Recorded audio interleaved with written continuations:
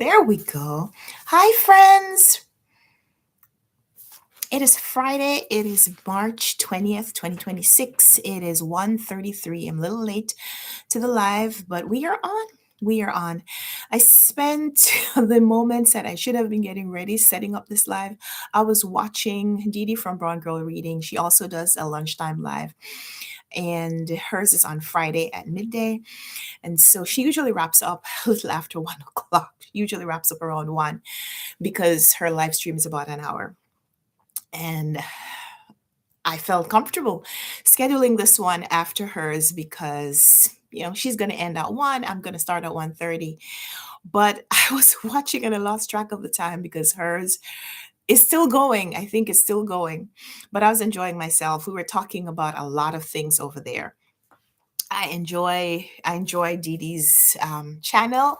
I also follow her on Instagram. She is the host of Read Soul Lit, where she focuses on emphasizing literature by Black American authors. So African American authors, their literature, their reach, and I enjoy her channel. I enjoy the Friday reads check-in that she does on Friday midday. And so I was having a good time over there. I hope we can also have a good time over here.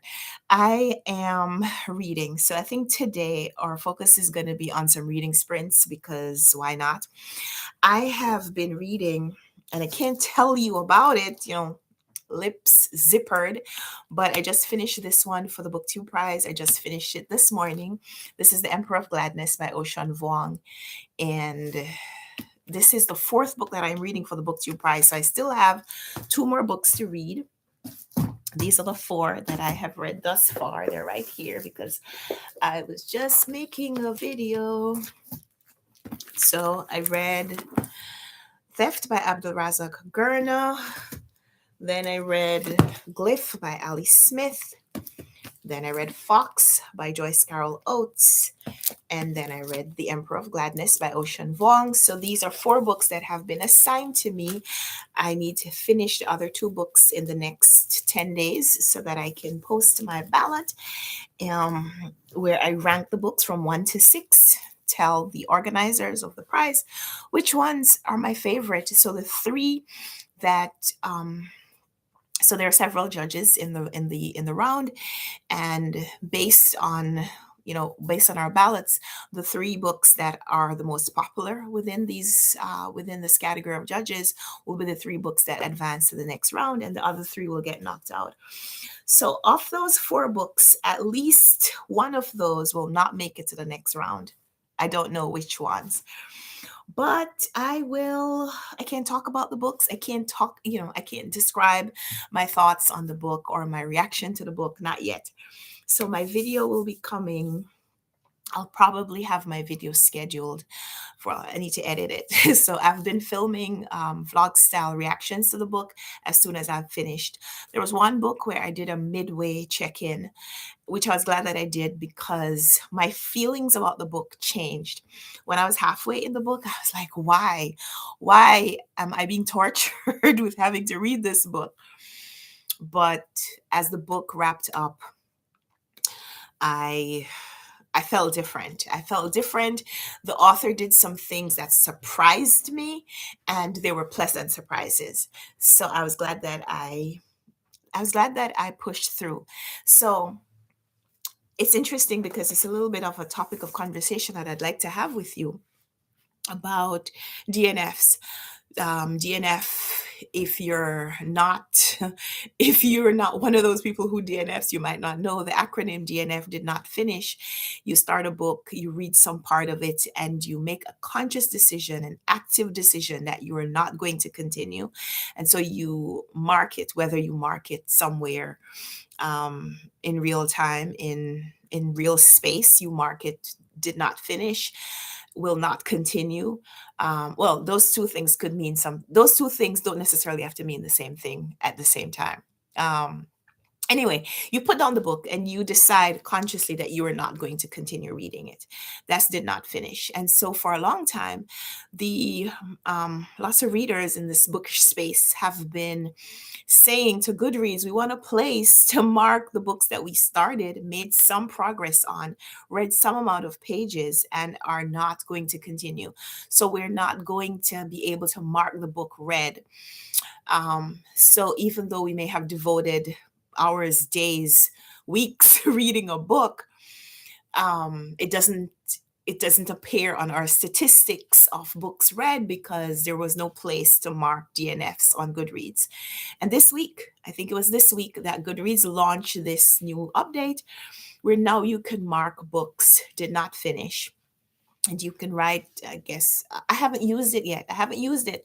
But in this space, you'll be able to write how far you got into the book before you decided to put it down and be able to count it in your stats. So it's not going to be a part of your number of books completed for the year, or for the month, or however you track your reading, but there will be some place that makes a record of the books that you started but didn't finish. Hi, 2 minutes on books, Patrice. Hi, Patrice. Welcome. So I was talking about the Goodreads update where now you can mark books as did not finish. And I think it's significant because when you spend a lot of time on a book, especially if it's a big book, like the book that I was reading recently, that I wasn't sure that I was going to finish it because it there was a point in the book where I just felt like I don't want to read this. I don't want to read it. But I had to read it because it was assigned to me for BookTube Prize, and I have to be able to read the book to objectively vote on whether or not this book is better or worse than something else. Not having yet read all the books, I don't know. There may be another book that is more offensive or more distasteful. I don't know. So I got to the point where I was considering marking it as did not finish. But I pushed through, and like I said, I was happy that I actually finished the book because it changed. And I like when an author surprises me like that. But in general, when I am reading a book for my own reading pleasure, entertainment, education, whatever the reason I'm reading a book, if I get to a point where I'm not feeling motivated to continue, I may just put the book aside. And it's not necessarily that I'm saying that I won't finish the book. It is more, I'm not ready to read the book right now. But depending on how much time passes between when I set the book down and if and when I pick the book back up, I usually have to restart the book. Because if if I was reading the book and I'm not feeling sufficiently motivated, then there was something that wasn't connecting for me. There was something about the book that wasn't making the impact on me that I originally thought it would, which is why I picked up the book in the first place, or the intent that the author had in making this book available to me, making their thoughts available to me. They were hoping to make some kind of a connection with me, and it's obviously not working. So sometimes I put a book down, I let some time pass, I let myself become in a different space, quite often because I have read other things, and my who I am with respect to this book has changed a little bit. So I pick up the book again and then I'll start the book. I will restart it. If, several weeks have passed, I will definitely have to start the book again because sometimes you just don't remember all the details. And I haven't made the connection with the book that would have made me continue. So I don't know about using that feature did not finish unless it is me actually saying, actively, I am certain I am not going to continue reading this book. That happened to me earlier this year. There was a book that the publishers had gifted me, and I'm not going to show it just because, even though it's still here, still in the book cart, I'm not going to show it just because I feel like I shouldn't. The book was sent to me by the publishers in good faith. They hoped that I was going to like the book. They even sent me some swag. Got a little gift, around the book. I mean, it wasn't anything. It wasn't like they paid me cash for a review or anything like that. They sent in the package with the book, I got like a little bookmark, and there was a notepad that was there's a notepad that is about the book. So the book was medical drama, and the main character is a doctor, and so the notepad was like a prescription with the doctor's name on it and so on. And I started reading the book, and I'd started reading the book last year, and I didn't finish, so I put it down. Didn't continue at the time because of things that I was experiencing. I just couldn't read a fictional book that had something similar. So I'd put the book down, and then I picked it up again this year, and I got to maybe not much further than I had last year. And I realized this book was not for me. The content of the book, the descriptions in the book, some of the things that the characters said and did, and some of the setting that was being described, I just couldn't read the book. I just couldn't read the book. So I put it down, and this time I said, I tried twice. I don't think how I feel about the book's content is going to change. So I'm not going to return to the book. I am actively making this decision. I am not going to finish this book. And so if I'd had the DNF option on Goodreads at the time, I may have marked it on there as Goodreads, or at least I would have considered it. But in the same way that right now, when I'm talking to you about the book, I am also not sharing with you what the book is because I don't want to prejudice your experience of the book. It's the same way I probably wouldn't want to mark it on Goodreads as DNF. So, in a case like that, when I've started reading the book and I have marked on Goodreads that I'm currently reading this book, and I make a decision that this book is not for me, and I don't really have anything favorable to say about the book, then I just delete it from my Goodreads. I don't want it on there. So I don't want to mark it as DNF. I just want to scrub my profile that there was any mention of this book at any point. And so I don't know then about this DNF option. So if you have used a DNF, or if if you have thoughts about it, I'd love to hear. So Patrice, are you still on here? I'm not sure. If you are, I'd love to hear your thoughts on the DNF option on Goodreads, this DNF update. And for my friends who will be watching this later, because there are several people who, when they watch this as a replay, they'll make comments. I would definitely love to hear your thoughts on the DNF update on Goodreads. If you've used it already, or what your thoughts are on rating a book or marking a book DNF. Like, when you hear that someone doesn't finish a book, does it make you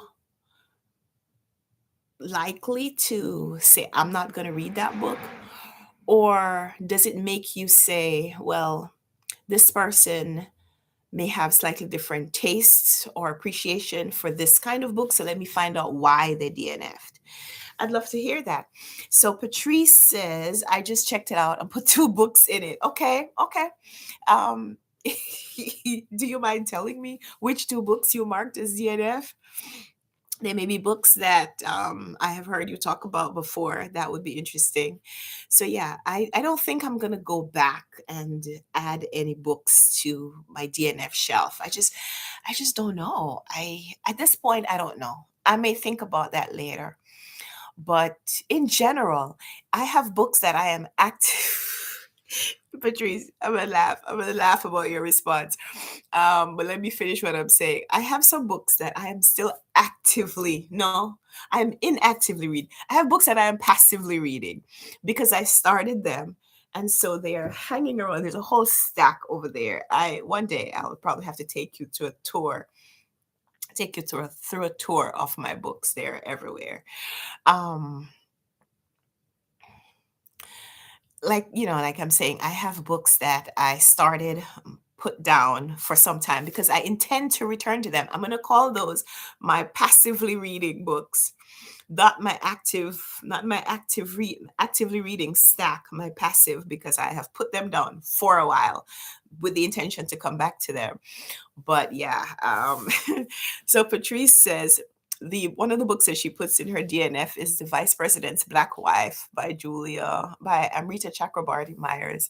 So we were buddy reading that in in February, and you guys may remember I talked about it. We had a vlog. Well, I was doing a vlog. I think it was a weekend vlog where I was showing you what I was reading and current current check-ins on where I am with my books, what I'm thinking about as I'm reading the books. And that book started off so strong. The introduction was excellent. It was one of the strongest introductions I have read of a book. Like, and I don't know if it was even the writing that was so great. It was just that the subject was just so interesting, so immersive. It hinted at all the things that this book was going to do and all of the education that I was going to get from this book. And as the first chapter was all right, I mean, I shouldn't say all right. The first chapter was good. Introduction was excellent. The first chapter was good. And then somewhere in chapter two, I was like, hold on a second. What did you just say? Excuse me. I have a cough. Had a sore throat yesterday and a cough today. I'm getting sick. This change in the seasons is not my time to shine. So, um, as we got further into this story of the life of Julia Chin, who was the wife of the man who would become vice president. She was an enslaved black woman in the she was born in the late 1700s, and she died young. So she died in the 1830s, I think it was. So her life for that period of time um, was on a slave plantation owned by this man and his family, this man, Richard Johnson, who went on to become a vice president of the United States. But his time as vice president was after the death of Julia Chin. So whether or not they were, the exploration of their relationship was a little questionable because there are no real historical documents that prove some of the things that we could intuit or things that we may extrapolate from certain things. So we do know that this woman lived. We do know that she had two children with this man, this white man who was her slave owner, slave master. We do know that um, she was his legal property because she was enslaved. She was born in a slave plantation owned by his parents, and she was a part of a gift to him when he moved into this new house. His mother gifted him this young woman as a slave, and that they had children together. And that there was some point where she seemed to have enjoyed some benefits that were outside of the regular realm of enslaved people. And that she did a lot of work to support and sustain Johnson's career and his household and so on. But whether or not there was any legal marriage, that is not proven. And so the term wife, if you understand it to mean common law wife, then I guess it's okay to use that term. But if you use the word wife to mean a legal consensual arrangement, then there is no evidence of that. And so it was a very interesting concept to a book that was supposed to be nonfiction, but also included a lot of extrapolation, where if this is true, then this must also be true. And we can infer this to be true because that may have happened. And so, yeah, we were buddy reading that book. And we got to the point where we were like, okay, I'm not following this author's conclusions. I think is interesting to read about, but the conclusions that she's making in this writing don't seem to be completely substantiated. And so that was really interesting. It was an interesting read.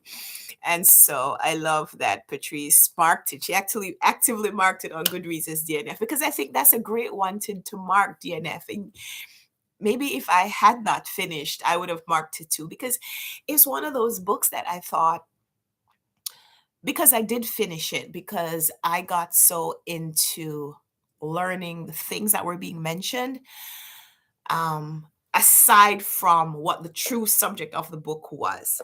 So there were things that the author introduced that I hadn't heard about before, and it made me want to go do research. It made me, and by research, I mean, open up some Wikipedia links, or, find other articles online. I don't mean that I traveled to Kentucky to do actual research. So I appreciated the things that I got from the book, in that it made me want to learn more about subject. Um, Even if the book itself, there was a part of the book that was not successful for me. So that's the kind of book I think that if I had not finished it, I may have marked it on Goodreads as DNF, because I had a lot of things to say about the book that would probably make you want to read it and make your own conclusions. I thought that that was interesting, as a concept, as an idea. I think I have a delivery. I just heard someone outside. So, yeah, DNF, DNF. So, Patrice, I thought maybe you would come back to the vice president's black wife. Am I wrong in thinking that you may come back to this at some point? Um, it was interesting. It was an interesting read, because I don't think I'd had that experience with a nonfiction book, um, like that before. It's interesting, but I completely understand and applaud your decision. Okay, Patrice is not a chance. Nope, she has heard everything she needs to hear about this book. So I love it. I love your decisiveness. And sometimes I wish I was as decisive about some books, because sometimes if a book doesn't speak to you like within the first few pages, it's unlikely that it's going to get better. I think for me, the reason that I pursued reading The Vice President's Black Wife was just because the first part of it was just so strong. I knew that the author had it in her to keep me, to hook me and to keep me immersed at some point. Um, yeah. But there's some books, if in there's some novels, like the novel that I was mentioning earlier. The first page was it the first scene of the book was a graphically descriptive scene that I did not want to read. Um, and didn't get better. It really didn't get better. We changed scenes, but the characters followed us to the next scene. And so things that they did or things that they said continued, and I'm sure would have continued through the rest of the book. And I was like, I can't actively spend my time reading this book where I am disturbed from minute one, really. There was another book that I had a similar, but not the same, similar experience with last year, also gifted to me by the publishers. And the first chapter, if I could have just ripped out those 3 pages of the book, and I think I remember telling you guys about this on a live, because I remember I was so excited about the book. The cover was just beautiful. And I made this really great picture, and made a thumbnail for the live featuring the picture, and um, I made a meal that mirrored the book, and I was just having a great time promoting this book here in this my little bookish space. And then I opened the book. That was a mistake. See, that's the mistake. It is hyping up a book before you've read the first chapter. And I opened up the book, and the first chapter, I was like, what is happening? But because I had committed with all of these things, I said, all right, I'm going to keep reading. And eventually the book, it got better. It got better. There were like 2 more scenes, which I would have ripped out if I could have, because the book as a whole was It's a really interesting story. But, I could rip out the first chapter of my book, but if I recommend the book to you, it's not going to come with those three or four pages ripped out. You're going to have to see the things that I would rip out. And so I just, you get to a point where like I can't recommend these books because they have things in there that I'm not necessarily comfortable with. And so I may be able to gloss over them or, mentally rip out the pages so that I can read what remains. But when I recommend it to you, you go pick it up from the library, you can't rip out the pages of a library book. You can't rip out you're not going to rip out the pages of a book that you bought from the bookstore. So those recommendations with caveats, I don't know. I kind of want to avoid those books. So I have some books that I read recently that I feel great about recommending to you, but they're not here. They're not here. So I'll show you in my book journal because book journal. I got a book journal, and I've been keeping up with it, and I'm so proud of myself because I have been this year. There's a receipt in my book journal from Popeyes. Popeyes. All right, so I'm gonna show you my reading journal for 2026. Okay, just manage your expectations, okay? When I say I've been keeping up with it, I don't mean I've been keeping up with it the whole time.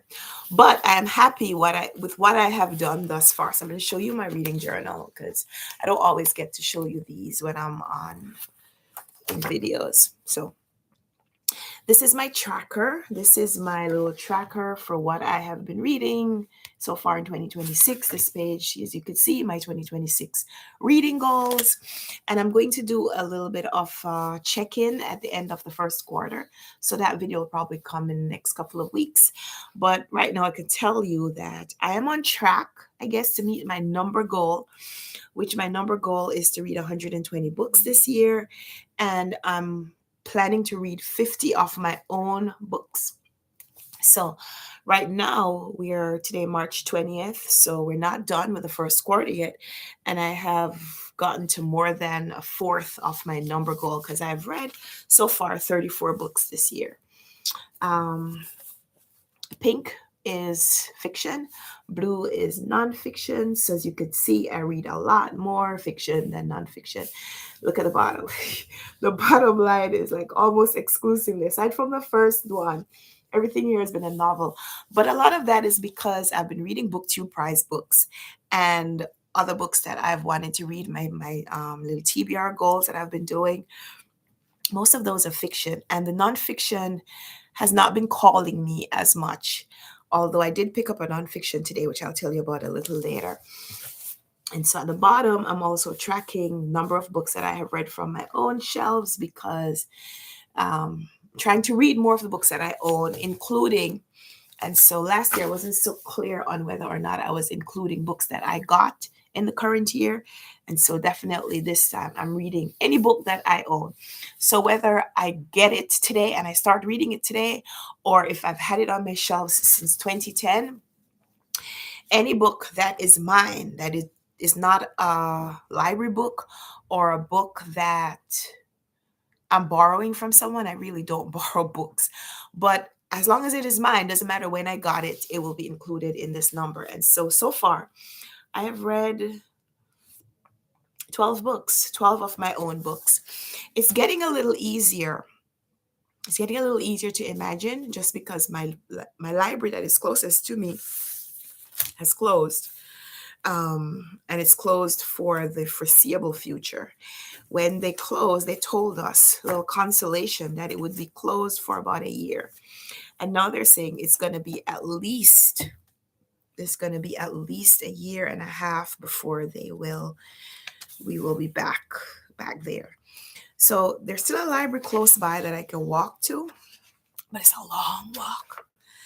So in any case, showing you my reading journal. So this list is books that we're reading for the book club. Runwright Reads Book Club reads books by Caribbean authors. These are a couple of reading challenges that I'm participating in. This is my list of BookTube Prize reading. And those are the 4 books that I have read so far. I put a circle around that. Put a circle around the 4 books that I have finished. So left this page free for when I read the next rounds. Hopefully 4 rounds that I'll be participating in. Octofinals, quarterfinals, semifinals, and finals. Hi, my cozy little library is here. Hi, friend. Hi, V. So, other things that are in my reading journal, these are 3 authors that I want to read this year. I'm trying to read more of their books. I'm doing what I'm calling a completist challenge.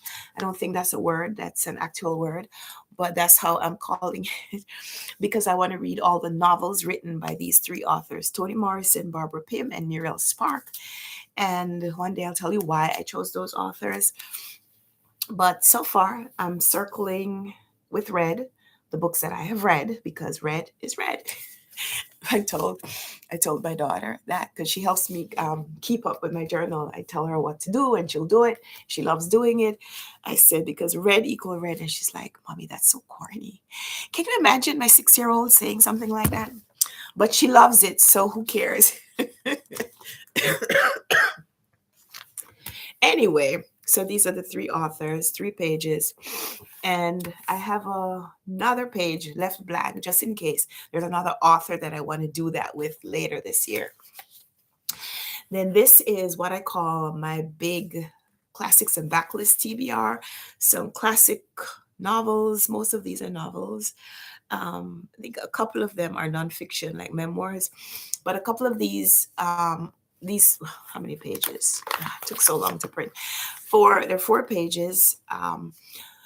Books that I have identified that are talked about a lot that I have not read or had not read when I created this, and that I want to read at some point in the foreseeable future. A lot of these are books that like get mentioned or on Jeopardy because Patrice, if you're still here, I know you love this because Patrice and I are huge Jeopardy fans. We watch all the time. This week I haven't watched because I have been doing this nightly meeting for church. But these are books that I hear people talk about. Some of these are books from the Western canon. Some of them are books that are, important books in like Black history, stuff like that, Caribbean history.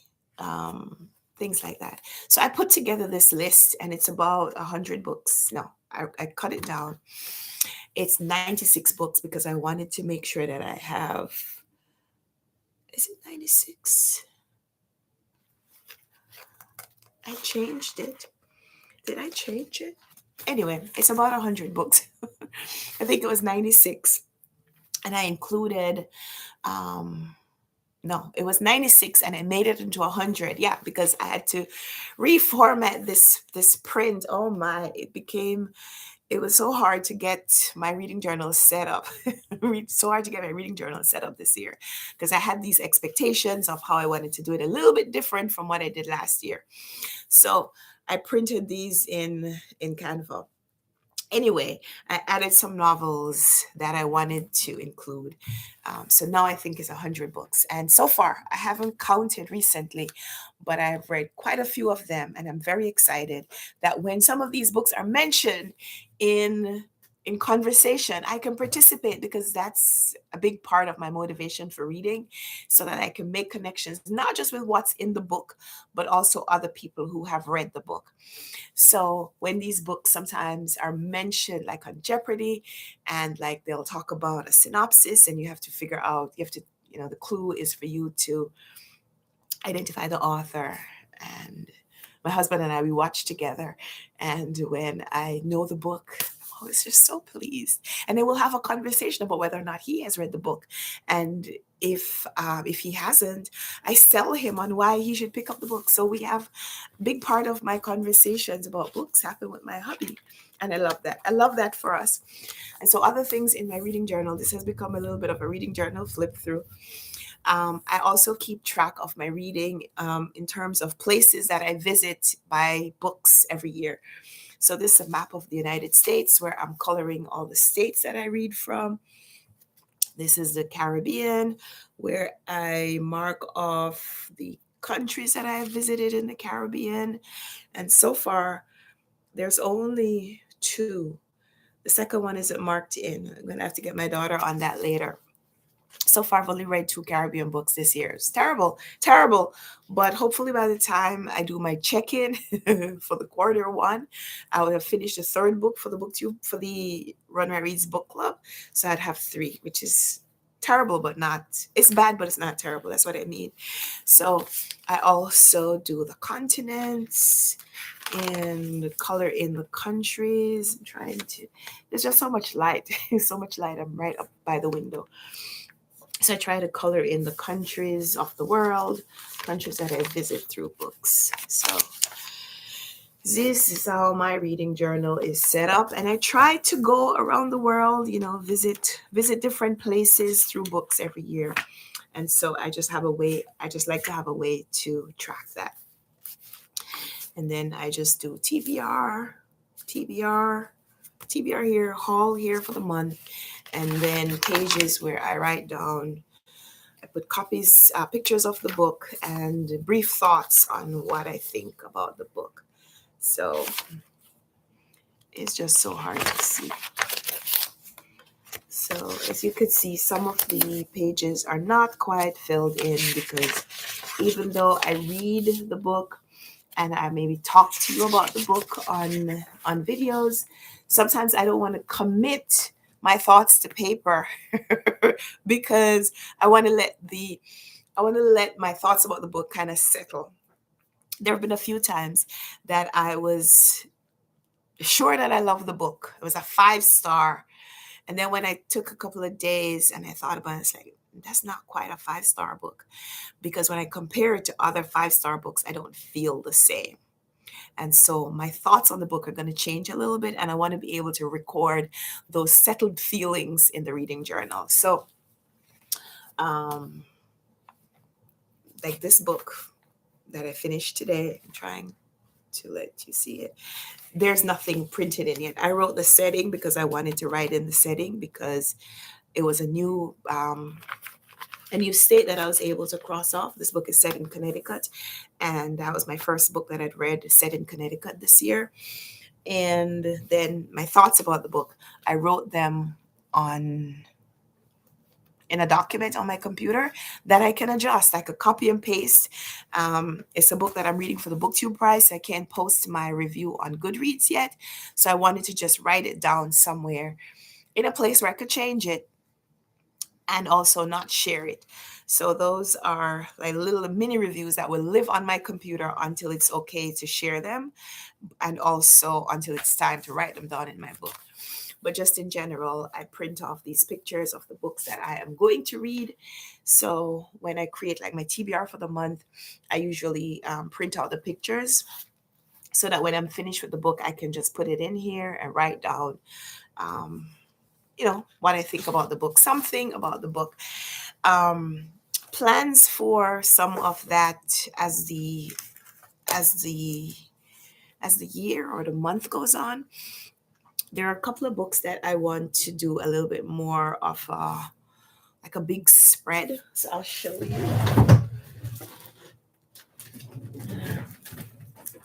Yesterday on the live, I was talking about this book because I was doing a reading sprint and I read this book, Jane Austen's Bookshelf by Rebecca Romney.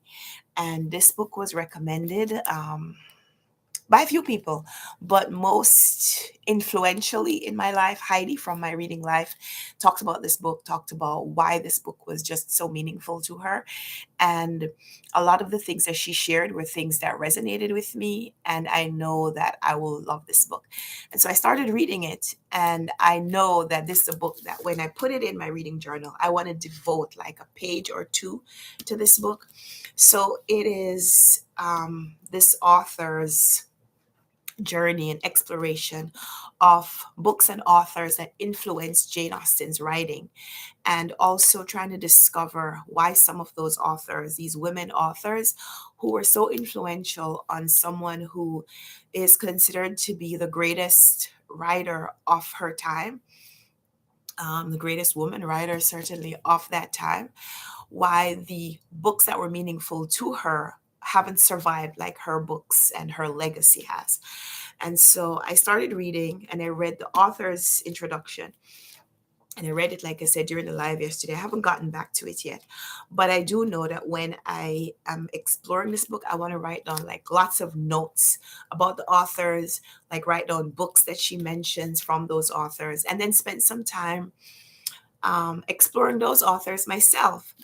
So I know a couple of the authors that were mentioned in the introduction, but I haven't gotten far enough to start reading any of those authors yet. But I do know that when I come to put it in my journal, I want to devote like maybe a full page spread to it.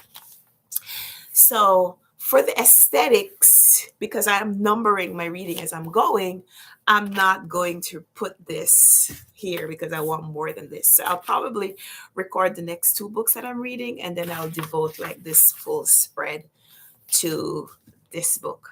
And I'll put down what this book, a cover of this book, maybe here, maybe in the middle, and then do like some kind of an offshoot of the other books and authors that this book wants makes me want to read.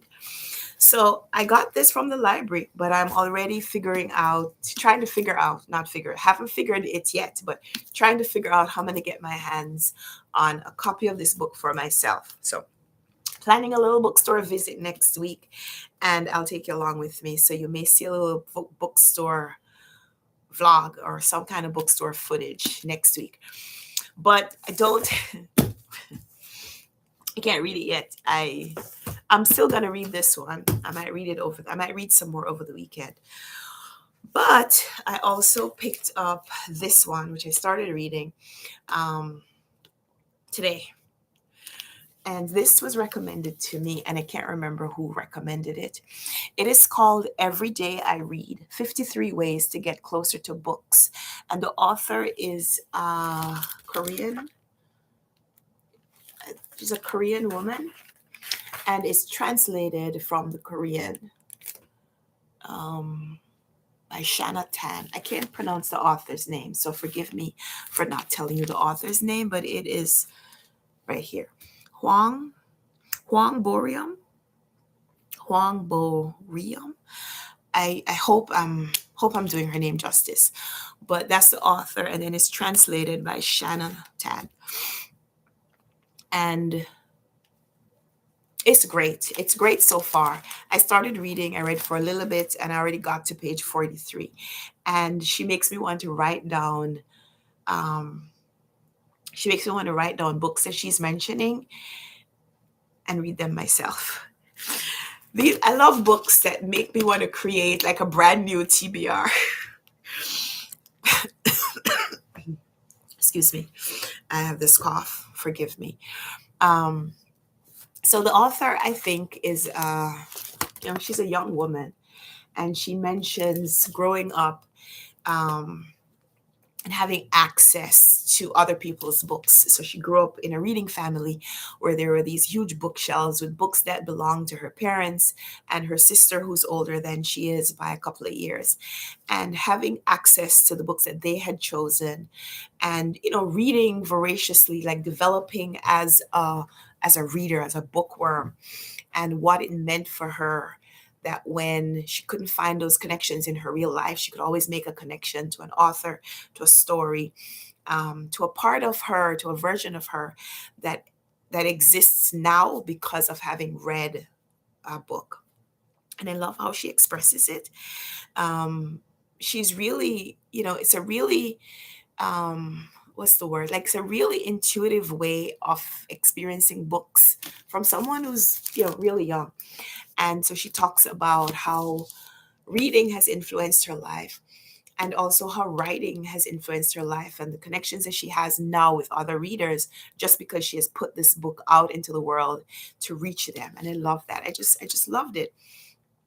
She also talked about um, the joy of visiting a bookstore and being able to choose your own books, which is a different experience from being in front of a bookshelf with books that were owned or curated by other people, that you're reading other people's tastes, and then being able to now explore your own tastes and choose the books that speak most directly to you. And I just love how she writes about it. But it's also a very minimalist approach to writing because the book is pretty small. It is 222 pages. The number 222 is the last number on the book. But the book also has notes. I start on page 215, and they are, it's like a bibliography that starts on page 215. So about 214 pages of text, but it's really small chapters, like I'm going to show you. So the chapters are named, they're titled. I really like the book. If any of you are responsible for this recommendation, please feel free to identify yourself, because I can't remember who recommended this book to me or where I saw it, but I know I'm just so happy that I'm reading it. So these are, this is a title, this is a contents page with all the names of the chapters. And so there are 46 chapters. No, it continues. There are 53 chapters in 214 pages. So you know the chapters are going to be very short. So it's, it's a kind of like essay writing that is just easy to dip into and dip out of. So each one of the first few chapters that I've read thus far was an encouragement to read, but to read different kinds of things. So the first chapter is to read bestsellers. And so she says when someone asks her for book recommendation, she she doesn't want to recommend the same book to everybody because everybody's taste is going to be different. So for someone um, who might not yet have developed their own reading taste, someone who's just coming back into reading after a long time, or someone who may not be comfortable um, with their reading taste yet, because it's a process of self-discovery. But um, she says her recommendation would be to start with a bestseller, because bestsellers are books that speak to the masses. A book generally becomes a bestseller because it has widespread appeal. And so um, and a bestseller doesn't necessarily mean it is one kind of book. Different kinds of books are bestsellers. You think about some of the best-selling books, nonfiction or fiction. Like I remember years ago, like The Secret by, is it Donna Byrne, became a bestseller, and it's a short book, and it became a controversial read because not everybody believes in the in the philosophy that is expressed in that book, but it was a massive bestseller because so many people were interested in it. And so if you're looking for a book to kind of identify where your bookish taste will resonate or will land, a bestseller is a great way to start figuring that out. And so she talks about the questions that she'll ask the person who's asking her for recommendation, like, what's the last book you read? How did you feel about it? Um, what's your favorite book if you have one? How many books do you generally read? Like, how much time do you spend reading? Do you want to read something that you're going to be able to dip in and out of really quickly, or something that you will read over a long time? Like, are you looking to make a big commitment to a book? Do you prefer novels or essays or nonfiction, that kind of thing? And if you have a favorite author, that could tell you something about someone's reading taste. So I like that. So her first recommendation is to read bestsellers.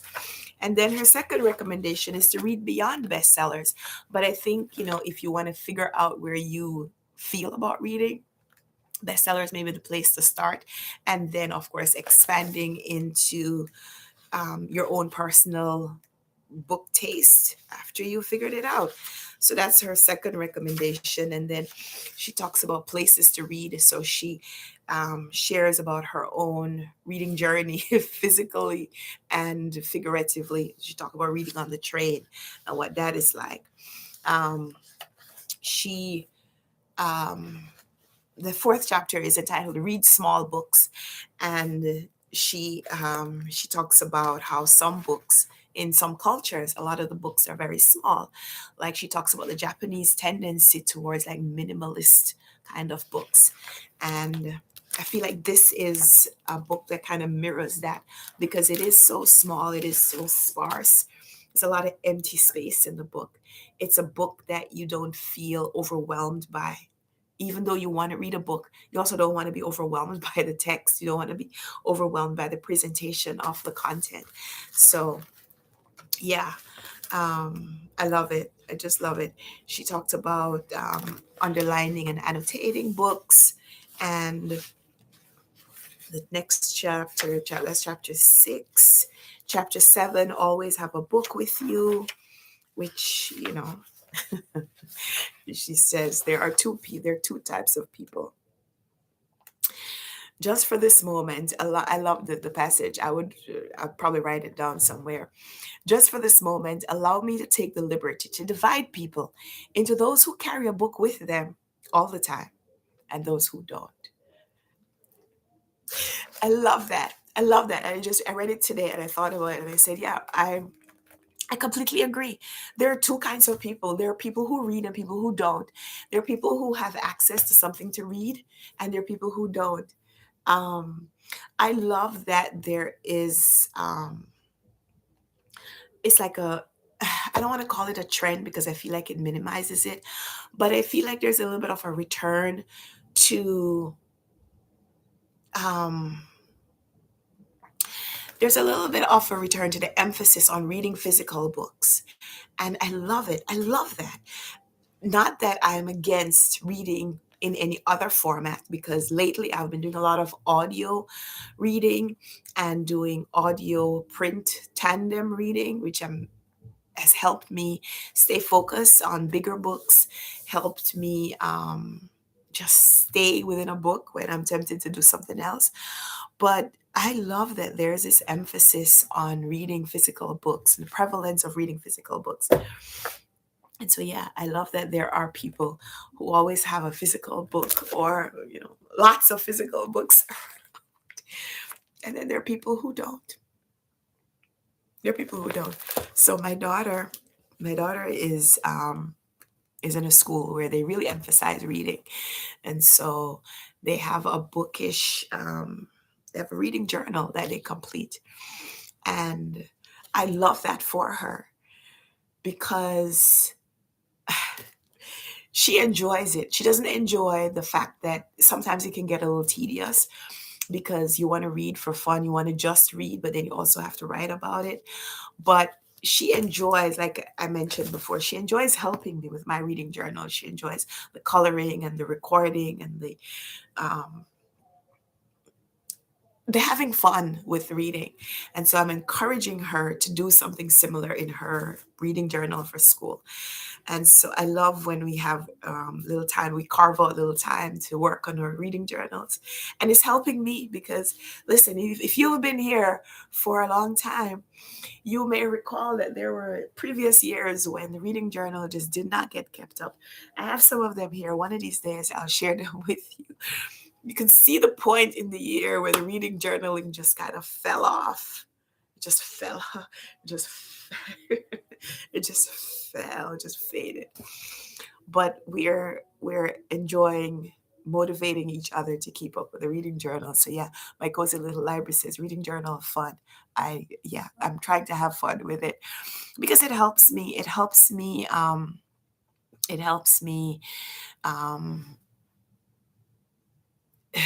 writing about my thoughts about the book, whether sharing it in a conversation, a physical, vocal conversation, or writing a review on any kind of social space, or just writing it in my reading journal. helps me to process my own thoughts about the book, and sometimes makes me confront feelings that I have about the book that I might not feel comfortable sharing with someone else. Um, you know, the fact that on Goodreads, when I share my review on Goodreads or on my blog or make a video about it, that it's open to other people commenting on those thoughts. But when I write it in my reading journal, it's really just for me. And, if I want to share it with you or some whoever I give access to physically reading my reading journal, um, I'm able to write down what I really feel about the book without having to think about how other people will react to those feelings. So I love how this author invites us into her reading process and her thoughts about reading and also the books that she's reading or has read and that have helped her come to those thoughts. So I'm really, really enjoying this. So I haven't finished, obviously, but right now I'm recommending it to you. So if you're looking for something that is approachable, um, short, approachable, but also meaningful, this may be a book to consider. It makes me think about How to Read by Harold Bloom, which I read years ago and loved. And there are a few other books that I have read that have done something similar, which talks about the process of reading and books that you may read that they think will eliminate that opinion. This is definitely up. This is definitely in that vein. So Every Day I Read by Hwang Bo-ryum, translated from Korean by Shanna Tan. And if you're into challenges where you want to read books by in a certain genre, if I forget now which month it is that we do translated women, I think is it August, where we read. There's an emphasis on reading books that are translated from other languages, whether the author, usually the author, the original author is a woman. Sometimes emphasizing that the translator is also a woman. This would definitely fit that category. So love that. Emmy says, I'm sorry I'm late. We were playing bowling and then I didn't notice the notification. I'm so sorry. No, Emmy, you were fine. You were fine. Welcome. I'm so happy that you were here. So I was just sharing a little bit about this book on reading. And what I love about this was that the author, one of the things that I love about it is that the author is mentioning a lot of books that I have read and also a lot of books that I haven't. A lot of books that I haven't. Um, and she's definitely in touch with the thoughts, the reader thoughts, the thoughts of a reader. And sometimes maybe thoughts that you have had about a book or about reading in general that you wonder if other people think something similar. And then she shares it and you're like, yep, I think that too. um, Something else that she's wrote about today that I read that made me interested. um, well, there are two things. I will talk about the first one. Whew, where was it? Where was it? So she was talking about reading a book. Um, okay, so she's talking about whether or not we remember what we read and whether or not that is important. And I guess maybe I'll save that conversation for another time because we're officially past an hour. I feel like I've been talking for a long time. I intended to do a reading sprints, but I wanted to say I guess I had a lot to say today. Thank you so much for being here to listen to it. So she talked about she tackled the question, and I wonder how you feel about it. So feel free to share in the comments. Um, when you read a book, is it necessary to remember what the book is about? And I know I just had this whole conversation about wanting to write down my thoughts on the book, but I also talked about how my thoughts on a book sometimes changes and I want time to process how I feel about the book or what I think about the book, my reaction. I want time sometimes to think about it. But after I have wrapped up the book, after I finish reading it, I've marked it on the Goodreads, I've marked it in my reading journal. Um, I've made a recap video or something, I'm probably not actively thinking about the book anymore. Um, Sometimes after some time has passed, I don't remember the book as much. I do know that later, um, my tendency to remember the book or my ability to remember a book is definitely amplified if I have spoken about a book. So the more I talk about the book, the more likely it is that I will remember the book in the future. So and that's why sometimes it's important for me when I read the books for the books you prize that I can't talk about while I'm reading them. It's very important for me to make some kind of a video or a statement somewhere where I encourage people to have conversations with me about the book, because if I don't remember, if I don't talk about the book, I won't remember it. A year from now, I might struggle to remember what the book is about. So Emmy says maybe, yeah, maybe yes, maybe not, depends. If you really enjoyed it and liked it. So I've seen people talk about this on some of the social media platforms about whether or not you have to. Um, like if you're recommending a book to someone, do you have to tell them what the book is about? Like if this is someone that you know their reading taste, um, the fact that you had all the emotions and all the feels about the book, isn't that enough of a recommendation? Do I also have to remember what happened? So, you know, like I don't necessarily want to read a synopsis. I don't want to read too many reviews about the book before I read it. I want to have my own unique experience and reaction to the book. But um, the sometimes it's just enough that you liked it.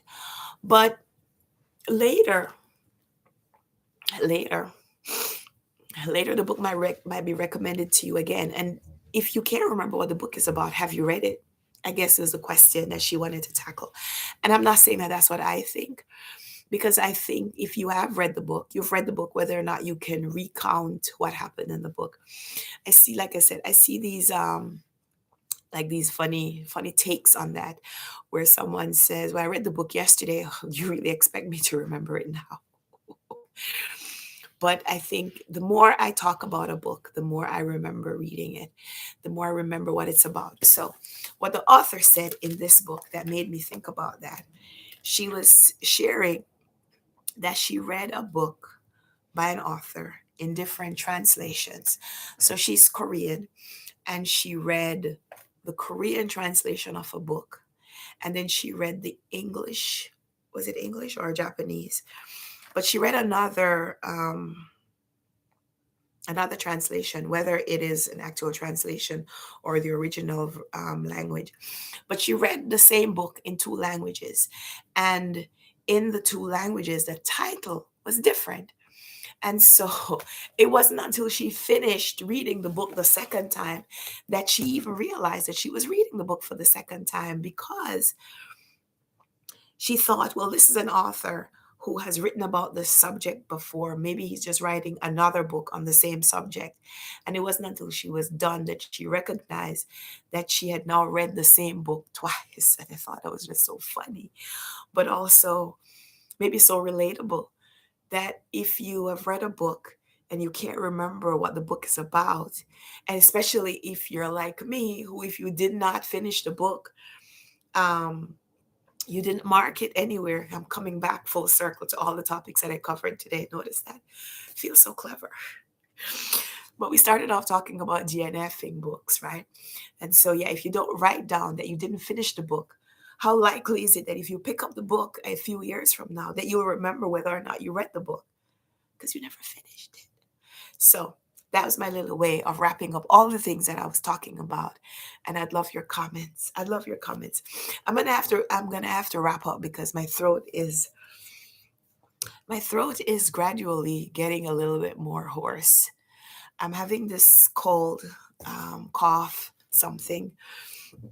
But yeah, Emmy says I hadn't thought about that. Yeah, and I mean, it's fine. It's fine. And in her writing, the author, Huang Huang says it's fine. She didn't feel any she didn't feel any distaste at having reread the book because um like the philosophers would say, your second time reading the book, you're a different person.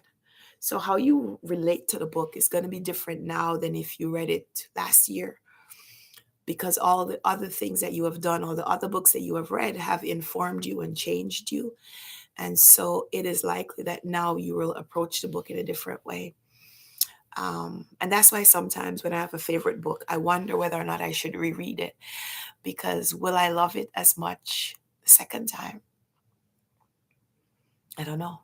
And I won't know if I'm comfortable recommending a book right now, um, a book that I read a long time ago when I was different. So it's interesting, this idea of how the book changes, how you have changed. And if you don't remember the book, if you don't remember the details of the book, how how you will relate to it the second time around. So I thought that was interesting. So that's my current read.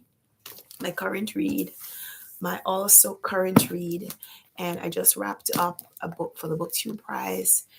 And I have this huge stack over here of books that are to be read, to be read in some way. My TBR, because I had made a second 10-day TBR. And I think today is the last day for that 10 days, but I'm going to extend it until Monday. Just because, number one, I haven't finished a lot of the books that were on the TBR, and I want to make a little bit more progress before I come on and make a new TBR. So if I'm doing it for 10-day-ish periods, then I could give myself from Monday until the end of the month. And that will also give me time to finish at least a couple more books from that TBR stack and to maybe finish out my BookTube Prize reading so that I'll be free in that next 10-day stretch to focus on the other things on my TBR. So I will hopefully have a video, your TBR, switching on my TBR part 3. Hopefully I'll have that ready for you on Monday. I may make, no, I probably won't make a weekend vlog just because um, I'm vlogging the BookTube Prize reading, and that's taking up a lot of the space on my phone. I need to start offloading some of the pictures and stuff on my phone. So I got a external hard drive that I'm gonna try to figure out if I could take off some of the things that are on my phone and save them somewhere else, so that I can free up some of that space so that doesn't become a hindrance. But yeah, that's what's happening. And that's what I'm going to be working on next. So thank you so much for checking in and spending a little time with me today. Patrice, thank you so much for being here. She said this was great. Looking forward to your next one. Yeah. So I had started doing these a few times every week and fallen off just because other things shifted. So I'm trying to get back on a schedule, and I think next week I'm going to try to do at least 2 of these. So I'll share on the community tab when they will be on, and I'll try to share that so that you'll know when I'm on, so you could join. But yeah, hope to be on sometime next week and do a little bit more of this, talk a little bit more about the books that I'm reading, because sometimes so much time passes by the time I make a video that and I'm limited. I can't say too much. I don't want to spend all this time talking about one book. But I feel like when we're here, we can have a little bit longer conversation about it. So thank you so much for being here. Thank you so much for being here. I hope you have a fantastic weekend. I hope you find some great books to read. I hope you enjoy all the things. Thank you, Emmy. Emmy says, see you later. I hope you get well soon. Yeah, I'm going to go do a little remedy for my throat, maybe a little lemon and honey, and try to get better so that next week we could do this a little bit better. So yeah, thank you so much for being here. Have a great weekend. Enjoy your reading, enjoy your videos, enjoy whatever it is that you do, hanging out with your friends, hanging out with your family, reset, whatever it is that you do. Enjoy. See you soon. Bye.